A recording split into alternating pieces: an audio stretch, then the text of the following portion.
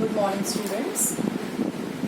In exercise 1.3, there were two questions which I wish to discuss with you. Question number 2 and question number 6. In question number 2, we are given the value of 1 by 7, which is a non-terminating and repeating decimal expression. And what we are supposed to do, we have to predict the decimal expansion of 2 by 7, 3 by 7, 4 by 7, 5 by 7 and 6 by 7, but without actually doing the long division. I hope you have understood the question. To get this value for 1 by 7, we know the process is division process. If I divide 1 by 7, I will get this value. But for other parts, it has been told that we cannot use long division method. We have to predict it by using some other way. So for this, it's a very simple task. What you can do, I know if I want the value of 2 by 7. Okay, we can take it like the first part. 2 by 7 can be written as 2 multiplied by 1 by 7. 2 multiplied by 1 by 7. So what I can do, I can write 2 multiplied by 0.142857 bar. This is the value of 1 by 7 which is already given in the question. So what you have to do, you have to simply multiply this 2 by this number itself. You multiply the decimal number by 2 and write down the answer, which will be 0.285714, and simply put the bar on these digits. So this is the value for 2 by 7. In the same way, we can calculate the values of 3 by 7, 4 by 7, 5 by 7 by multiplying the value of like 3 by 7. I can multiply 3 by the value of 1 by 7 which is given, this value, and I can get the answer. So without division, in this question, you can get the value of all these fractions. Now I wanted to discuss with you question number 6 also. In this question, actually it is related to your class 7 topic. So let's recall. The question says that look at several examples of the rational numbers in the form of p by q. Means we have to consider the rational numbers which are in the form of p by q, where q is not equal to 0, with no common factors other than 1.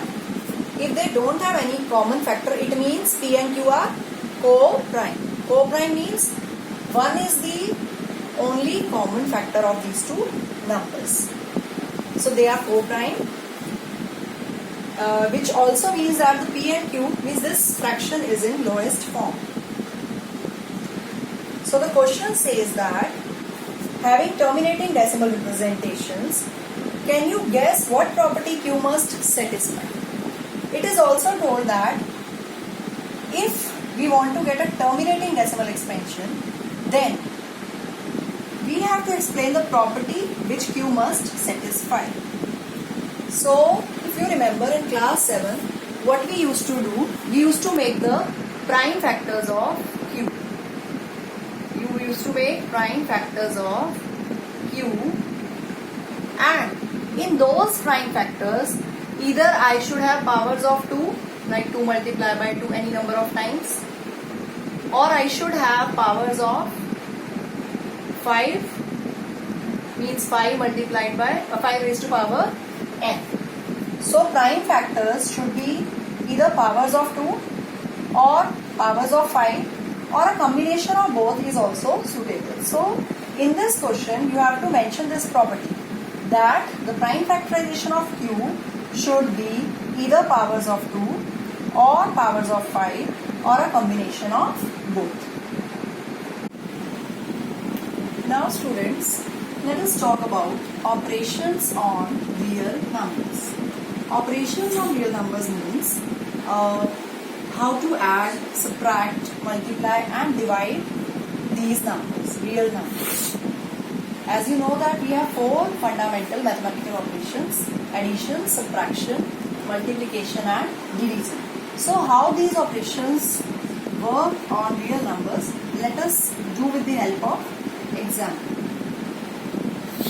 For addition and subtraction, we have similar rules. So let us take an example. 2 plus root 2 plus 5 root 3.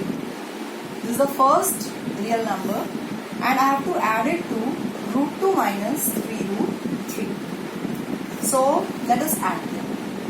So I will write 2 plus root 2 plus 5 root 3 plus root 2 minus 3 root 3. The thing which we have to keep in mind is that we have to add the like terms. Like 2 is a constant term and there is no other constant term. So 2 will come as it is. Now let us check the terms which are root 2 terms. This is root 2, this is root 2. So coefficient of root 2 is 1 here. For this root 2 also 1 and both are with positive sign. So we'll add their coefficients. That is 1 root 2 plus 1 root 2. I get 2 root 2. Now let us see the terms which are root 3 terms. 5 root 3 and 3 root 3, which is minus 3 root 3. So simply subtract the coefficient 5 root 3 minus 3 root 3. So we are supposed to subtract from 5, I will subtract 3. So that is 2. And because 5 is bigger, greater number, so it is 2 root 3.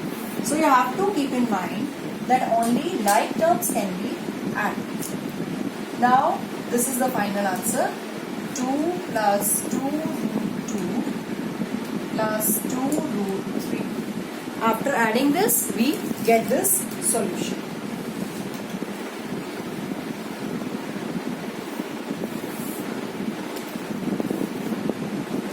Now let us see how to multiply the two rational numbers. Next example, it says that multiply 6 root 5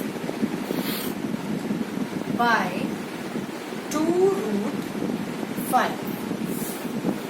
Now when we do the multiplication, we collect the terms without root together, like 6, we will multiply it by 2. And the term which are with root sign, those terms we are going to keep together, like root 5 multiplied by root 5. Now this is 12, 6 multiplied by 2, 12, and root 5 multiplied by root 5. You know very well that root 5, when it is multiplied by root 5, you get 5. And therefore the answer is 60. So this is how we multiply two irrational numbers. Now let us take one example in which we are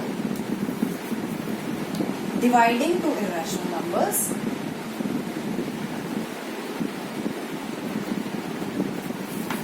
So the question says that divide 8 root 15 by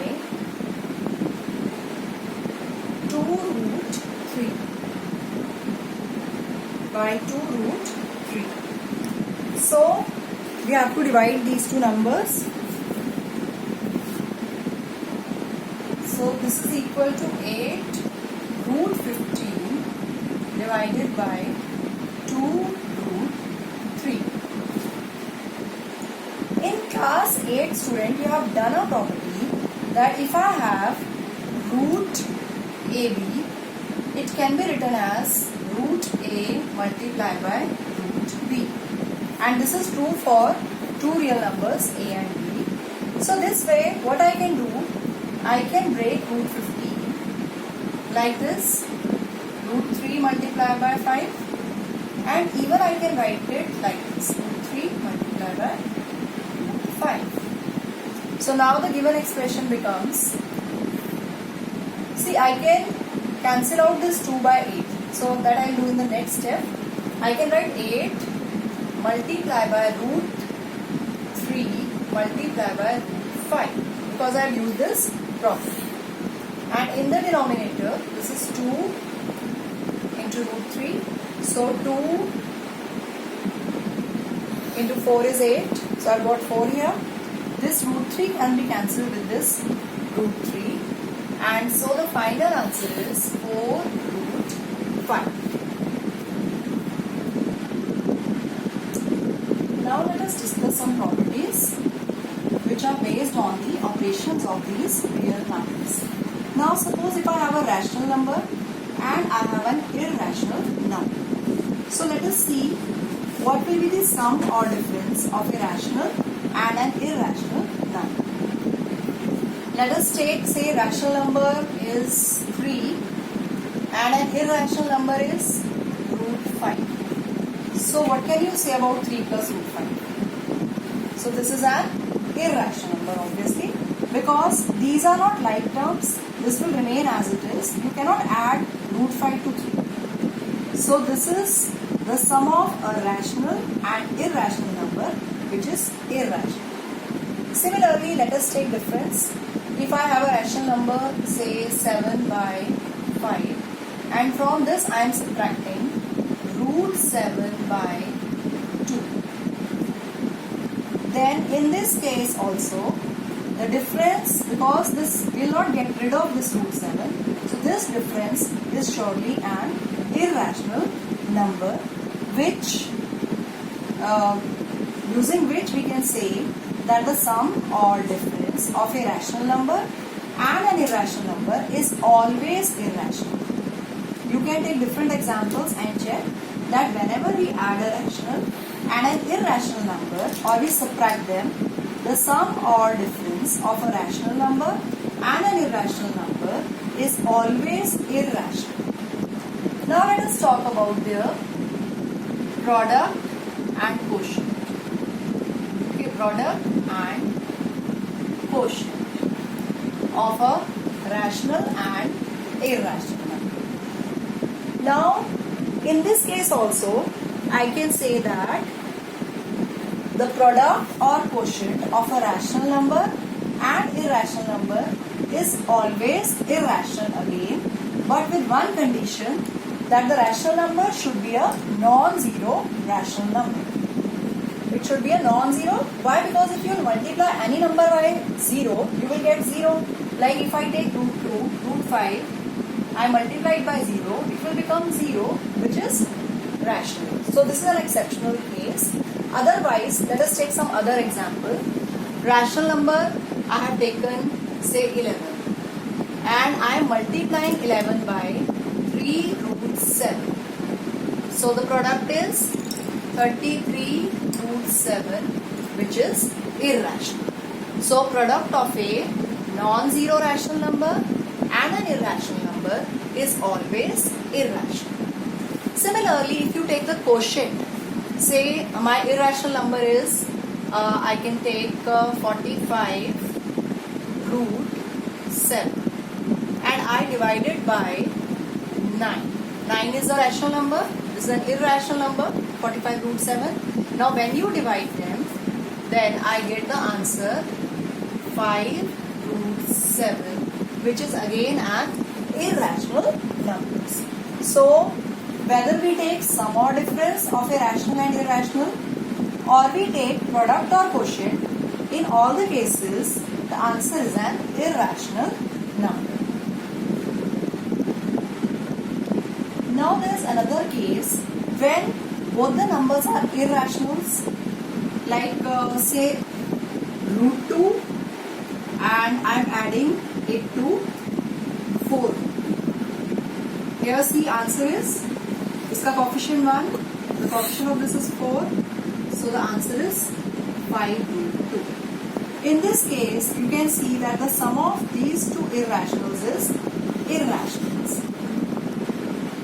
Let us take the difference. 9 root 5 minus 6 root 5. That is 3 root 5. Here, the difference of these two irrational numbers is again irrational. But this is not true always. Let me take a contradictory example. If I have a number, say 3 root 3. Say this is the first irrational number, and another irrational number is 5 minus 3 root 3. Okay, now let us add them. 3 root 3 plus 5 minus 3 root 3. This is my first irrational number and this is the second irrational number. Now let me add them. If you add them, then these two terms will get cancelled and the answer is 5, which is a rational number. So we can say that the sum or difference of two irrational numbers may be rational or irrational. We are not sure whether the answer will be rational or irrational. It may vary in different cases. So the property same is the case with the other operations like multiplication. Let us take the example of multiplication also. Like if I have root 5 multiplied by root 2. Root 5 is irrational, root 2 is irrational, but let us see what is the product. That is root 5 multiplied by 2 root 10, which is irrational. Now let me take the product of two more irrational numbers. If I have 3 root 2 multiplied by 5 root 2. These are two different irrational numbers. Now let us find their product. In this case, this is 3 multiplied by 5. Okay, these coefficients and these root 2 terms will be multiplied together. So here I have 15 and root 2 into root 2 is 2, which is 30. So here in case 1, the product of two irrationals is irrational. But in second case, the product of two irrational numbers is a rational number. So we can say that if we add, based upon these examples, we can say that if we add, subtract, multiply or divide two irrational numbers, then result may be rational or irrational. Now children, let us discuss some identities which are related to square roots. Some of them you have already done in your junior classes, but let us recall once again. If A and B are any two positive real numbers, A and B are real numbers, then the first identity says that, which I have just discussed with you, that root of AB can be written like this: root A multiplied by root B. Root of AB, square root of AB can be written as square root of A multiplied by square root of B. We can see again with the help of an example, like square root of, if I say I have 21, which can be written as square root of 7 multiplied by 3. So we can separate these roots, square root of 7 multiplied by square root of 3. Similarly, if these numbers are in division, if I have square root of A upon B, we can separate these two also like this. It is square root of A upon square root of B. Square root of A upon B is square root of A upon square root of B. So let us take one example for this also. If I have square root of 7 divided by 11, I can write it as root 7 divided by root 11. Let us move on to the third identity, which says that square root a plus square root of b, and in the second bracket I have square root of a minus square root of b. This gives you a minus b. Children, you have done this identity in your 8th class also. What I have applied, x plus y into x minus y gives you x square minus y square, because root a square is a and root b square is b. So actually we have used this identity here, that if I have x plus y and I multiply it by x minus y, the answer is x square minus y square. As here the x is root a and y is root b, so root a square is a and root b square is b. So directly I can write a minus. So this is my third identity. Let's move on to fourth identity, which is similar to this. It says that a plus root b multiplied by a minus root b gives you a square minus b. This identity also can be solved either directly by multiplying the two binomials or using the same identity. See, this is again of the form x plus y, x minus y. So x square, that is a square, minus y square. Y is root b, so root b square is b. So this is my fourth identity.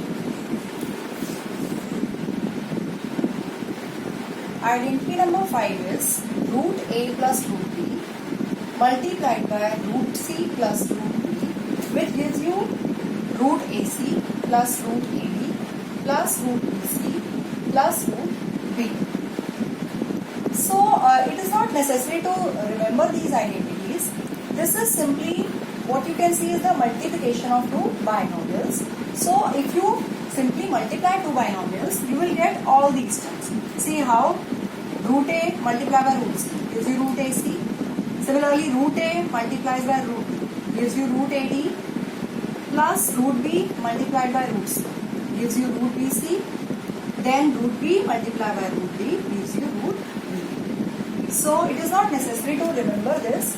You can directly multiply the two binomials and get it. Now next identity is square root of a plus square root of b whole square is a plus 2 root ab plus b. So this is again an identity where we can use a previous identity, that is x plus y whole square. If you remember, it is x square plus 2xy plus y square. So it is not necessary to remember this identity. You can directly apply this one. So see, here x is root a, y is root b. So x plus y whole square is x square. Because x is root a, so root a square is a plus 2 root ab. So 2 root ab, because it is 2xy. So x root a, y root b. So 2xy is 2 root ab plus y square. Y is root b, so root b square is b. So children, you can note down these identities from page number 21-22 of your NCERT in your fair notebook, and then we can do the questions based upon them.